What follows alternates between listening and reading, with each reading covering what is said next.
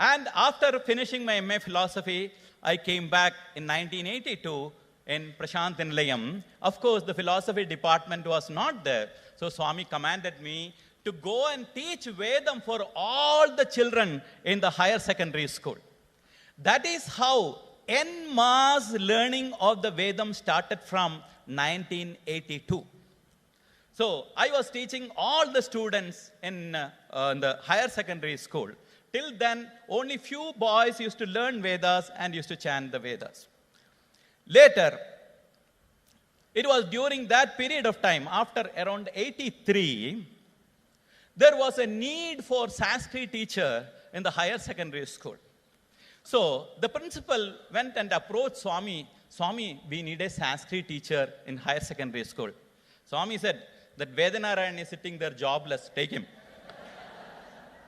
Now, regarding my Sanskrit, I have to tell you something. In my school days, in my 8th grade, my father, he wanted me to learn Sanskrit so much. So with his influence, he managed to get a Sanskrit teacher for our school.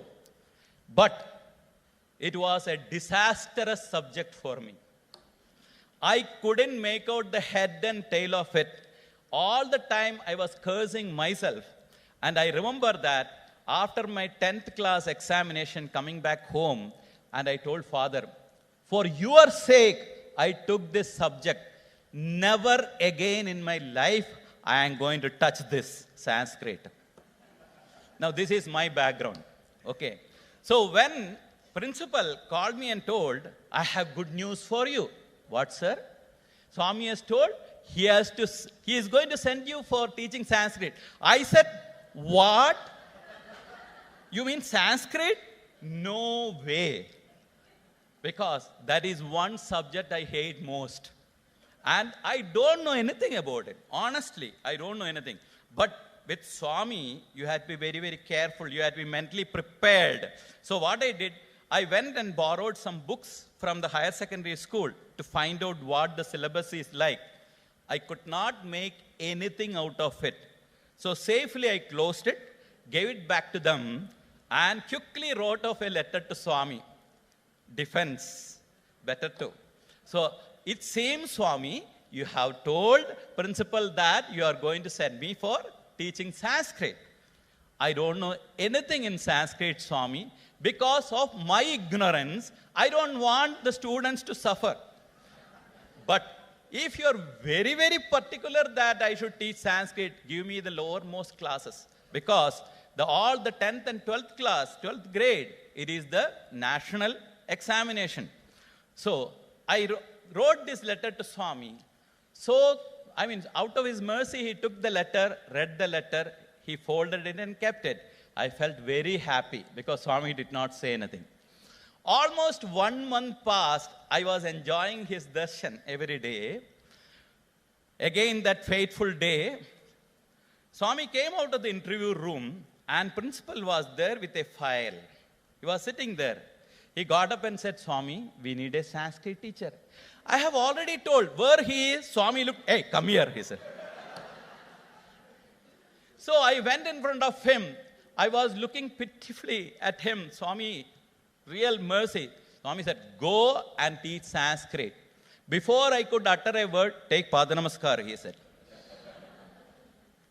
I took Pada Namaskar and I got up. Then the merciful Lord told me, start with lower classes. All right.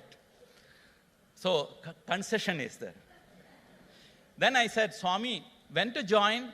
Swami just thought for a while and said, join on the Vinayaka Chaturthi day. Vinayaka Chaturthi, you all know, it is a national holiday in India. So Swami said, go and join on the Vinayaka Chaturthi day. I went and told principal, sir, Swami told me to join on Vinayaka Chaturthi day. No problem, I am going to call all the students that day to the school. You can start the classes. But miraculously something happened. From that very day, Vinayaka Chaturthi, a subject I did not know anything. By looking at it, all things, all the grammar, I started understanding in no time. That is the grace of the Lord. The moment he said, take my pada namaskar, nimittamatram bhavasavyasaji, he says in Bhagavad Gita, you become a mere instrument. Do you think you are doing it? Take refuge in me. Sarva dharman parityajya mam ekam charanam braja. Aham tvam sarva papebhyo mokshayishyami.